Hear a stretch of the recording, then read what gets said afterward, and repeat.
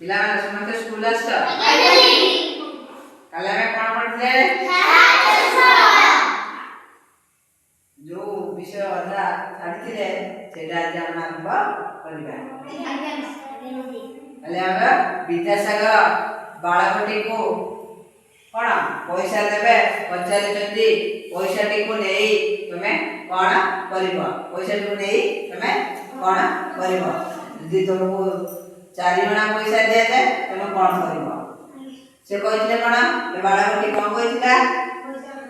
ଯେ 2 ଅଣା ମା ମୁଁ ଖାଇବୁ ଆଉ 2 ଅଣା ଆମ୍ବ କିଣି ବିକ୍ରି କରିବି।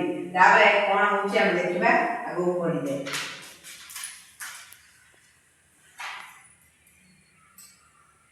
ମାନେ ବିଦ୍ୟାସାଗର ପିଲାଟିକୁ କହୁଛନ୍ତି 2 ଅଣା ଖାଇବା ଜିନିଷ ନେବି ଆଉ 2 ଅଣା ଆମ୍ବ କିଣି ବିକିବି, ସେଥିରେ ମୋର କିଛି ଲାଭ ବାହାରି ପଡ଼ିବ। ବିଦ୍ୟାସାଗର ତାକୁ 1 ଟଙ୍କା ଦେଲେ। ପିଲାଟିର ଖୁସି କହିଲେ ନ ସରେ। ସେ ତାର ଜୀବନରେ ସେ ପର୍ଯ୍ୟନ୍ତ କେବେ ହେଲେ ଟଙ୍କାଟିଏ ଦେଖିନଥିଲା। ସେ ସମୟରେ 1 ଟଙ୍କାର ମୂଲ୍ୟ କିଛି କମ୍ ନଥିଲା। ମାନେ ବିଦ୍ୟାସାଗର ଗୋଟେ ପିଲାଟିକୁ ଯୋଉ ବର୍ତ୍ତମାନ ସହରକୁ ବୁଲିବାକୁ ଯାଇଛନ୍ତି, ସେ ସହରରେ ଯୋଉ ବାଳକଟିକୁ ଦେଖିଥିଲେ ଭୋକରେ ଆଉଟୁ ପାଉଟୁ ହୋଇ ଏଣେ ତେଣେ ବୁଲୁଥିବା ଗୋଟେ ବାଳକଟି, କ'ଣ ଖାଦ୍ୟ ନ ଖାଇ ରୋଗିଣା ଦେଖାଯାଉଥିବା ଗୋଟେ ବାଳକଟିକୁ ଟଙ୍କାଟିଏ ଦେଇଛନ୍ତି। ଟଙ୍କାଟାର ମୂଲ୍ୟ କେତେ? 100 ପଇସା। ଟଙ୍କାଟାର ମୂଲ୍ୟ କେତେ? 100 ପଇସା। 2 ଟଙ୍କାର ମୂଲ୍ୟ କେତେ ପଇସା? 3 ଟଙ୍କାର ମୂଲ୍ୟ କେତେ ପଇସା? 300 ପଇସା। Very good. ତାହେଲେ ସେ ଟଙ୍କାଟାର ମୂଲ୍ୟ ସେତେବେଳେ ବହୁତ ମୂଲ୍ୟ ଥିଲା। ମୂଲ୍ୟ କିଛି କମ୍ ନଥିଲା, ବହୁତ ମୂଲ୍ୟ ଥିଲା ଟଙ୍କାଟାର ମୂଲ୍ୟ। ବୁଝିପାରିଲ?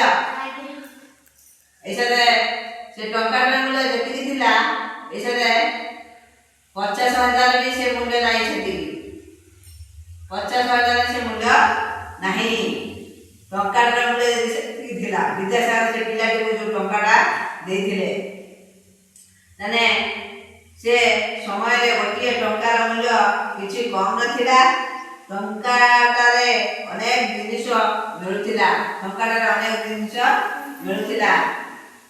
କେତେ ବର୍ଷ ବିତିଗଲା, ବିଦ୍ୟାସାଗର ଏ ଘଟଣାକୁ ଭୁଲିଗଲେ। ପୁଣି ଥରେ ବର୍ତ୍ତମାନ ଯିବା ପାଇଁ ସୁଯୋଗ ମିଳିଲା। ମାନେ ବିଦ୍ୟାସାଗର ବର୍ତ୍ତମାନ ସହରକୁ ଭୁଲି ଯାଇଥିଲେ। ସେ ଘଟଣାକୁ ବି ଭୁଲି ଯାଇଥିଲେ। ବର୍ତ୍ତମାନ ସହରକୁ ଭୁଲି ନଥିଲେ, ସେ ଘଟଣାକୁ ଭୁଲି ଯାଇଥିଲେ। ଗୋଟେ ପିଲାଟି ଆସି ଯୋଉ ପଇସା ମାଗିଥିଲା, ସେ କଥାଟାକୁ ଭୁଲି ଯାଇଥିଲେ। କିଏ? ବିଦ୍ୟାସାଗର। ପୁଣି ତାଙ୍କର ପୁଣି ଥରେ ବର୍ତ୍ତମାନ ଯିବା ପାଇଁ ସୁଯୋଗ ମିଳିଲା। ସେ ବର୍ତ୍ତମାନ ସହରକୁ ଆସିବା ପାଇଁ ବିଦ୍ୟାସାଗରଙ୍କୁ ଆଉ ଥରେ ସୁଯୋଗ ମିଳିଛି। ଦେଖିବା କ'ଣ ହଉଛି। ବଜାରରେ 2-3 ଜଣ ବନ୍ଧୁଙ୍କ ସାଥିରେ ଯାଉଥାନ୍ତି। ସେତିକିବେଳେ ଜଣେ ଯୁବକ ଆସି ତାଙ୍କୁ ପ୍ରଣାମ ଜଣାଇଲା। ତାହେଲେ ବର୍ତ୍ତମାନ ସହରକୁ ଯେତେବେଳେ ବିଦ୍ୟାସାଗର ଆଉ ଥରେ ଆସିଲେ, ତାଙ୍କ ସାଙ୍ଗରେ 2-3 ଜଣ ଅତିଥି ଆସିଥିଲେ। ଯୋଉ ସହରକୁ ଆସିଥିଲେ, ଛୋଟ ପିଲାଟିକୁ ଟଙ୍କାଟେ ଦେଇଥିଲେ। ବୁଝିପାରିଲ? ସେଇ ଟଙ୍କାଟାକୁ ପିଲା କେତେ ଭଲ କାମରେ ଲଗେଇଛି।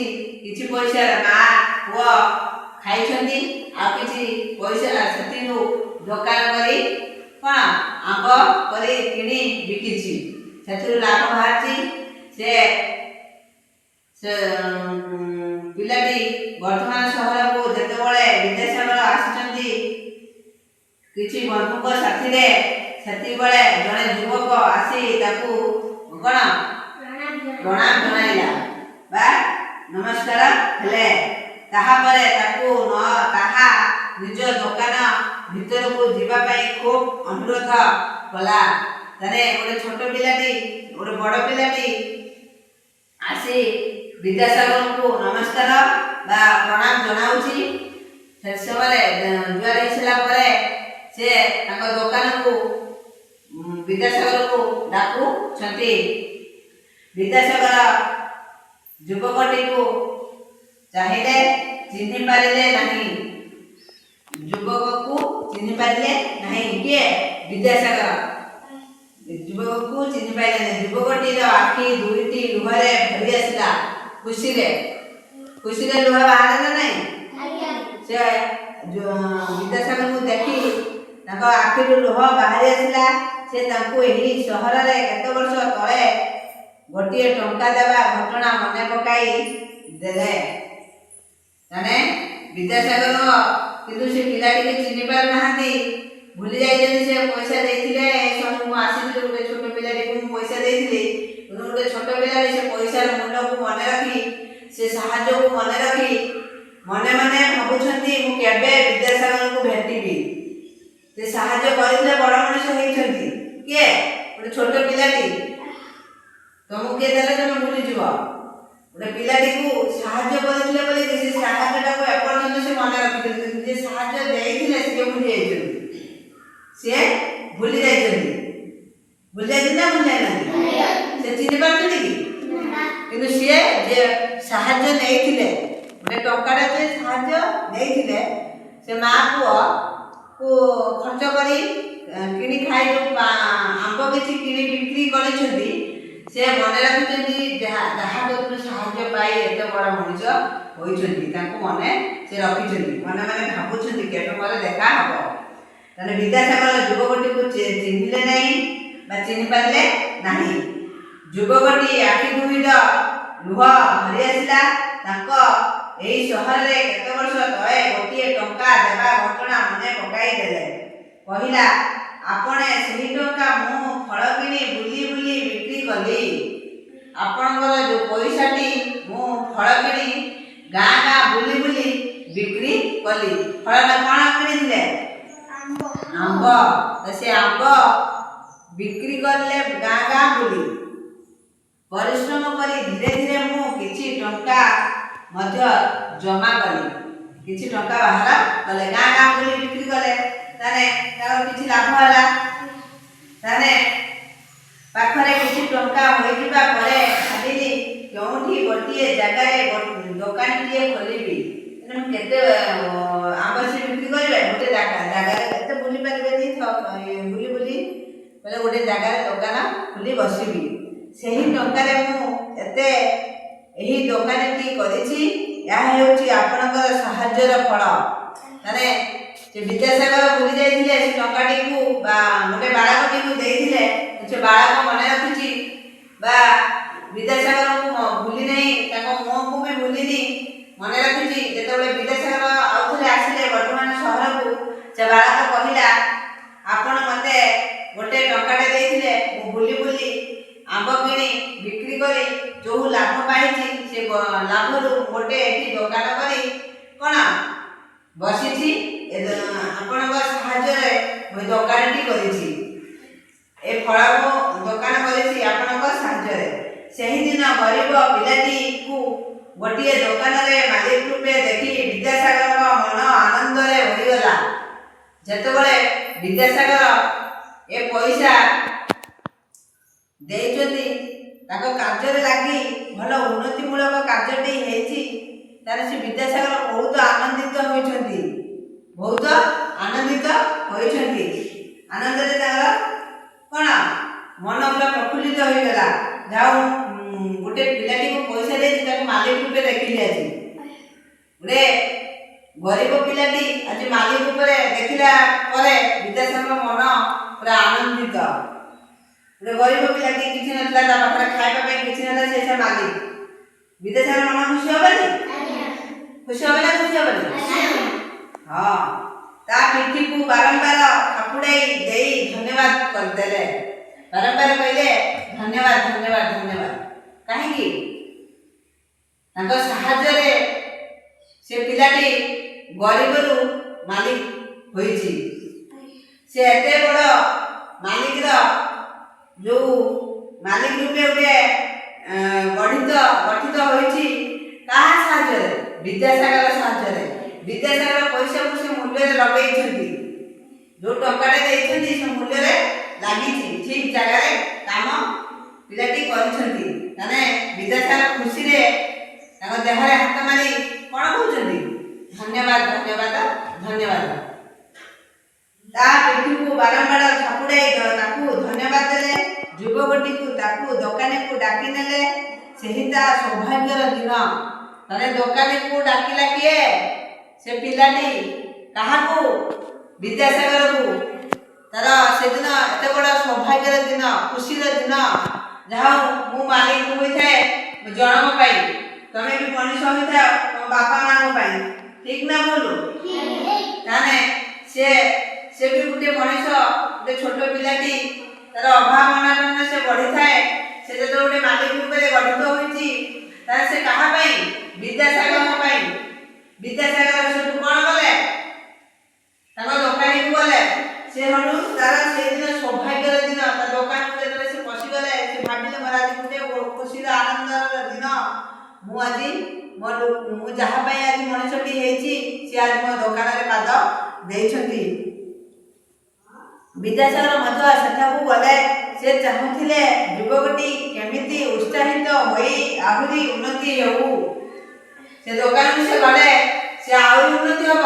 କାହିଁକି? ତା ମନ ଏତେ ଗରିବ ପିଲାଟି ଯଦି ଏତେ ବଡ଼ ଆଶା ରଖିକି ଗୋଟେ ମରୁଡ଼ି ହାହାକାର ଦୁନିଆର କିଛି ନଥାଏ, ସେ ଯଦି ଗୋଟେ ଦୋକାନ ଖୋଲି ଗାଁ ଗାଁ ବୁଲି ଆମ୍ବ ବିକ୍ରି କରି ଗୋଟେ ଜାଗାରେ ଦୋକାନ କରି ବସି ଗୋଟେ ମାଲିକ ରୂପେ ଗଠିତ ହୋଇପାରିଲା, ତାହେଲେ ବିଦ୍ୟାସାଗର ତା ଦୋକାନକୁ ଆଉ ଥରେ ଗଲେ। କାହିଁକି? ସେ ଆଉ ଥରେ ଗଲେ ତାର ମନଟା ଏତେ ପରିବର୍ତ୍ତନ ହବ, ଆଗକୁ ଆହୁରି ମଣିଷଟିଏ ହେବା ପାଇଁ ଖୁସିରେ ବିଦ୍ୟାସାଗର ଉତ୍ସାହିତ ହୋଇ ତା ଦୋକାନୀ ଭିତରକୁ ପ୍ରବେଶ କଲେ। କାହାର ସାହାଯ୍ୟ ଓ ସହାନୁଭୂତିକୁ ଉପଯୁକ୍ତ ଭାବେ କାମରେ ଲଗାଇଲେ ସେଥିରୁ ଉତ୍ତମ ଫଳ ମିଳେ। ଯଦି ଗୋଟେ ପିଲାଟି ଏତେ ବଡ଼ ସାହାଯ୍ୟରେ କ'ଣ ଉତ୍ତମ ଫଳ ବା ଉତ୍ତମ ଜାଗାରେ ଗଠିତ ହୋଇ ସେ ଦୁନିଆ ଆଗରେ ପରିଚିତ ହୋଇପାରିଲା, ତାହେଲେ ଜଣଙ୍କ ସାହାଯ୍ୟ ପାଇଁ, ତାହେଲେ ସେ ସାହାଯ୍ୟର ମୂଲ୍ୟଟାକୁ ବୁଝିପାରିଲା। ମୋତେ ଜଣେ ସାହାଯ୍ୟ କରିଛି, ମୋତେ ସେ ମନେ ପକାଇବା ଉଚିତ, ମୋତେ ଖୁସିରେ ସେ କୁଣ୍ଢେଇ ପକାଇବା ଉଚିତ। ବୁଝିପାରିଲା? ଖୁସିରେ ମୋତେ କୁଣ୍ଢେଇ ପକାଇବା ଉଚିତ। ତା ପଇସାର ମୂଲ୍ୟକୁ ସେ ବୁଝିଛନ୍ତି। ଗୋଟେ ସାମାନ୍ୟ ଗୋଟେ ବାଳକଟି। କାହାର ପଇସା? ବିଦ୍ୟାସାଗର ପଇସା। ବିଦ୍ୟାସାଗର ଗୋଟେ ଟଙ୍କାଟା ଦେଇଥିଲେ। ସେ ଟଙ୍କାଟାକୁ କେତେ ବଡ଼ କାମରେ ଲଗେଇଲେ ଦେଖିଲ? ମାଲିକ ରୂପେ ସେ ଗଠିତ ହେଲେ। ଏ ସମାଜ ରୂପେ କ'ଣ ଖୁସିରେ ବଞ୍ଚିଲେ ନା ବଞ୍ଚିଲେନି? ତାହେଲେ ପଚାର କିଛି କରିବ। ବିଦ୍ୟାସାଗର କେଉଁ ସହର ଦେଇ ଯାଉଥିଲେ? ବର୍ତ୍ତମାନ ସହର ଦେଇ ଯାଉଥିଲେ। ବାଳକଟି ବିଦ୍ୟାସାଗରଙ୍କୁ ହାତ ଯୋଡ଼ି କ'ଣ କହିଲା? ଆପଣଙ୍କର ବଡ଼ ଧର୍ମ ହେବ ବାବୁ, ମୋତେ ପଇସାଟିଏ ଦିଅନ୍ତୁ, ଆପଣଙ୍କର ବଡ଼ ଧର୍ମ ହେବ। ବାଳକଟି ବିଦ୍ୟାସାଗର କ'ଣ ପଚାରିଲା? ଯଦି ମୁଁ ତତେ 4 ଅଣା ଦେବି ତୁ କ'ଣ କରିବୁ? ପଚାରିଲେ ନା ପଚାରିଲେ? ତାହେଲେ ପିଲାଟି ଟଙ୍କାଟିଏ ନେଇ କ'ଣ କଲା? ସେଥିରୁ କିଛି ଖାଇଲେ ମା ପୁଅ, ଆଉ କିଛି ଆମ୍ବ କିଣି ଗାଁ ଧରି ବିକ୍ରି କଲା। ତାପରେ କ'ଣ କଲା? ଦୋକାନରେ ଗୋଟିଏ ଜାଗା ଦୋକାନ ଖୋଲି ବସିଲେ। ତାପରେ ବର୍ତ୍ତମାନ ସହରକୁ ଆଉ ଥରେ ବିଦ୍ୟାସାଗର ଆସିଲେ। ସେଥିରୁ ତାଙ୍କୁ ଆସି ସେ ଚିହ୍ନି ପାରି ସେ ନମସ୍କାର କଲେ ବା ପ୍ରଣାମ ଜଣାଇଲେ। ବର୍ତ୍ତମାନ ସହରକୁ ଯେତେବେଳେ ଆଉ ଥରେ ପଣ୍ଡିତ ବିଦ୍ୟାସାଗର ଆସିଥିଲେ, ବିଦ୍ୟାସାଗର ଭୁଲି ଯାଇଥିଲେ ମୋ ପିଲାଟିକୁ ଚିହ୍ନି ପାରିଲେ ନାହିଁ। ସେ ପିଲାଟି ସେଠୁ କ'ଣ ଜଣାଇଲା, ଆପଣ ମୋତେ ଟଙ୍କାଟିଏ ଦେଇଥିଲ, ମୁଁ ସେ ଟଙ୍କାଟେ କିଛି ଆମ୍ବ କିଣି ଗାଁ ବୁଲି ବିକ୍ରି କରି ଜାଗାଟିଏ କରି ଏଠି ମୁଁ ଦୋକାନ ଖୋଲି ବସିଛି। ଖୁସିରେ ଆଖିରୁ ଲୁହ ପଡ଼ି ଆସିଥିଲା ବିଦ୍ୟାସାଗରଙ୍କୁ ଦେଖି ବାଳକର ଆଖିରୁ। ବାଳକଟି ଏକଥା କହିସାରିଲା ପରେ ବିଦ୍ୟାସାଗର ଖୁସିରେ ଆନନ୍ଦିତ ପିଲାଟିକୁ ଧନ୍ୟବାଦ ଜଣାଇଲେ। ଖୁସିରେ ଆନନ୍ଦରେ ଜଣାଇଲେ ନା ନାହିଁ? ତାପରେ ବିଦ୍ୟାସାଗରଙ୍କ ସାହାଯ୍ୟ ସାହାଯ୍ୟରେ ମୂଲ୍ୟଟି ଠିକ୍ ଜାଗାରେ ଲାଗିଛି ବୋଲି ତାଙ୍କ ମନରେ ଏତେ ଆନନ୍ଦିତ, ବହୁତ ଖୁସିରେ ସିଏ ତା ଦୋକାନୀକୁ ଗଲେ। ସେ ପିଲାଟି ଆହୁରି ଉନ୍ନତିକୁ ଯିବା ପାଇଁ ସେ ଦୋକାନୀକୁ ଗଲେ। ସେ ଚାହିଁଥିଲେ, ମୁଁ ଭାବିଥାଏ କାହିଁକି ସେ ପିଲାଟି ତ ଏଥିଲା ନାହିଁ, ତାର କ'ଣ କଲେ ତ ମୁଁ କାହିଁକି ନା, ସେ ଆହୁରି ଉପରକୁ ଯାଉ, ମୁଁ ସେ ଦୋକାନକୁ ଆଉ ଥରେ ଯିବି। ସେ ପିଲାଟି ସେ ଲୋକରେ ବିଦ୍ୟାସାଗରକୁ ଦେବତା ବୋଲି ଭାବିଛି। ସେ ଦେବତା ତା ଘରକୁ ଯିବ, ଆହୁରି ଘର ଉନ୍ନତି ହବ ନା ନାହିଁ। ବାସ୍, ତା ସାହାଯ୍ୟ କେତେ ବଡ଼ ମୂଲ୍ୟରେ ନେଲା ପହଞ୍ଚିଲା। ଗୋଟେ ବାଳକ ଖାଇବା ପାଇଁ ଖାଦ୍ୟ ନଥିଲା, ସେ ସେଠି ଦୋକାନୀର ମାଲିକ। ଠିକ୍ ନା ଭୁଲ? ତମେ ଯଦି ପରୀକ୍ଷାରେ ଜଣଙ୍କୁ ଗୋଟେ 40 ସରିଗଲା ଡଟ୍ରେ, ତମେ ଯଦି ଗୋଟେ ଡଟ୍ ତାକୁ ଦବ, ସେ ସେଠୁ ସେ ପରୀକ୍ଷାରୁ ବାହାରି ଆସିଲା ପରେ ତମକୁ ସେ ଖୁସିରେ କୁଣ୍ଢେଇ ପକେଇବନି? କାହିଁକି? ନହେଲେ ସେ ଫେଲ୍ ହେଇଥାନ୍ତା। ତମେ ତାକୁ ଡଟ୍ରେ ଦେଲ ବୋଲି ସିନା, କାଳେ ନଥିଲା ତାର, ତମେ ଦେଲ ବୋଲି ସିନା ତାର ପରୀକ୍ଷାର ଖାତାରେ ଉତ୍ତର ଲେଖିଲା, ତାପରେ ଆସି ସେ ଖୁସି ହବ ନା ନାହିଁ? କାହିଁକି? ସେ ପାସ୍ ହେଲା, ତାକୁ ତ ଖୁସିରେ ସେ କେବେ ଭୁଲି ପାରିବନି। ତମେ ସେମିତି ସାହାଯ୍ୟ କରିବ, କରିବ ନା କରିବନି? ତାହେଲେ ସାହାଯ୍ୟ ସମସ୍ତେ କରିବା, କିନ୍ତୁ ଭଲ କାମରେ ସାହାଯ୍ୟ କରିବା, ଖରାପ କାମରେ ସାହାଯ୍ୟ କରିବା ନାହିଁ। କ'ଣ କରିବା? ଭଲ କାମରେ ସାହାଯ୍ୟ କରିବା। କରିବା? ହାତ ଦେଖ। ଭଲ କାମରେ ସମସ୍ତେ ସାହାଯ୍ୟ କରିବ। ବୁଝିପାରିଲ? ଆଜି ଆମେ ଏଇଠି ଶେଷ କରୁଛୁ। ଭଲ ଲାଗିଲା ଏ ବିଷୟ? ହାତ ଟେକିଲ। ତାହେଲେ ଆଜି ଆମେ ଏଇଠି ବହି ପଢ଼ା ଶେଷ କରିବା।